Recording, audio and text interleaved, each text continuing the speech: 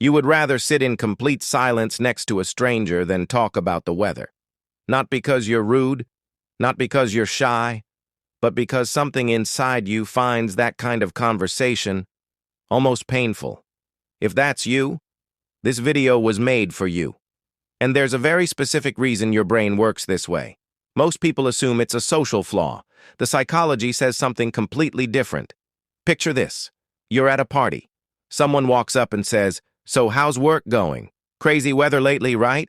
And something in you just deflates. You answer. You smile. You do the thing. But inside, you feel like you're reading from a script you didn't write and never agreed to perform. Afterward, you feel drained.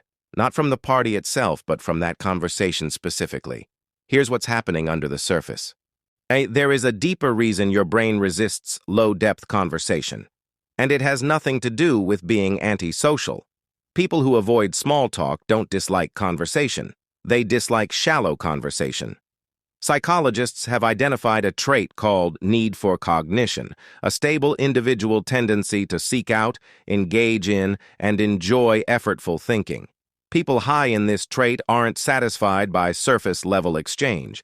Their brains are essentially running on high bandwidth all the time.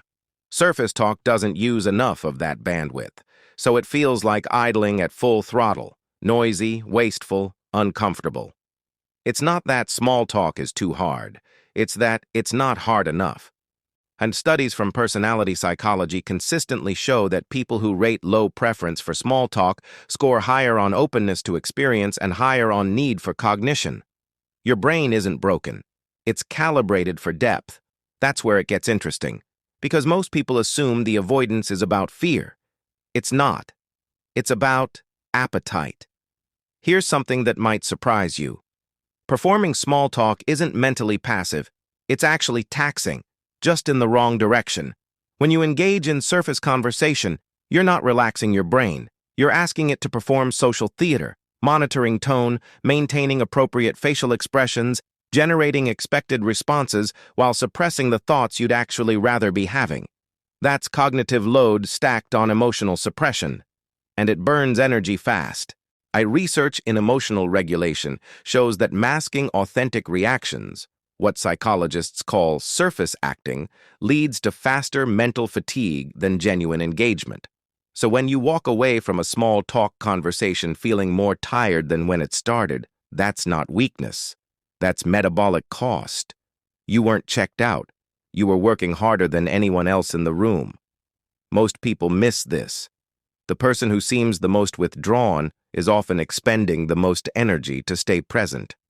Here is the paradox that most people who avoid small talk never fully articulate. You don't avoid people because you don't want connection. You avoid small talk because you want connection too much. The psychological term is meaningful connection threshold, the minimum depth of interaction that registers as genuine bonding. For some people, that threshold is low. A shared laugh about the weather is enough. For others, for you, it's not. You're not looking for someone to pass the time with. You're looking for someone to actually see you, and the currency of small talk can't buy that. Psychologist Arthur Aaron's research on interpersonal closeness found that people can develop genuine connection rapidly, not through accumulated small talk, but through a specific pattern of gradually deepening disclosure. The implication is significant.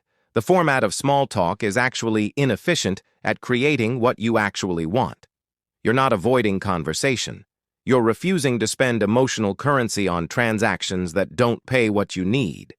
And that's where it gets interesting. Because this same trait, this same insistence on depth, is what makes you one of the most loyal and present people someone will ever meet. When you do connect, you connect completely. Now let's go one level deeper, because there's a neurological reason this happens, and most people never hear this part. Your brain has a network called the default mode network, or DMN. This is the system that activates when you're not engaged in external tasks, when you're daydreaming, reflecting, imagining. It's the brain's internal processing engine. Research shows that people who report preferring deep conversation over small talk show stronger baseline DMN activity, Their brain's resting state is already engaged in meaningful internal processing. Small talk doesn't just feel unsatisfying, it actively interrupts it. On top of this, a deep conversation triggers dopamine and oxytocin release in ways that surface interaction simply doesn't reach.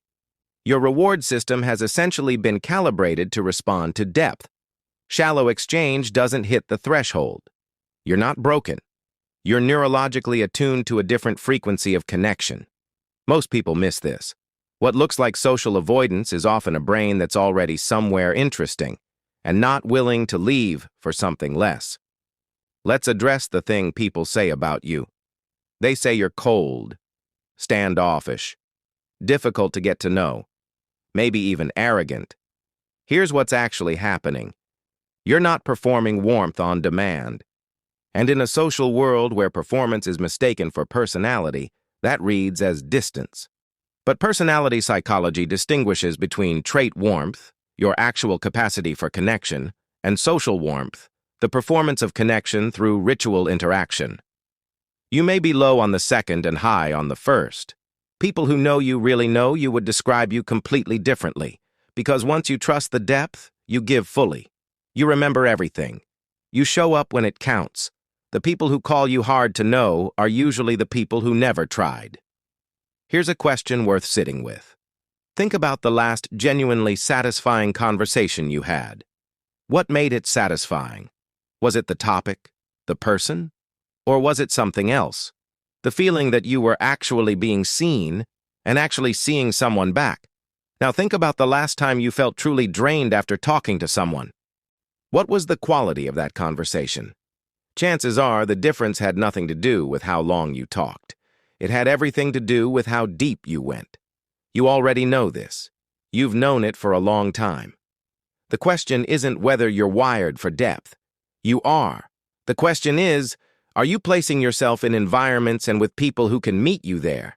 That's the real challenge, not changing who you are, finding where who you are actually fits. People who avoid small talk are not closed off. They are selective, intentional, calibrated. They don't want to talk for the sake of talking. They want the conversation to mean something. And that standard, that refusal to settle for noise when silence is more honest, is not a flaw. It's a form of respect. For the other person, for the relationship, and for yourself. And in a world that rewards constant talking, the quiet person waiting for the conversation that matters is doing something rare. They're protecting the quality of their inner life. And when they finally speak, when they find the person or the moment that deserves it, everything they say means something. If you've ever felt more alive in silence than in a crowded room full of noise, you already understand more about yourself than most people ever will.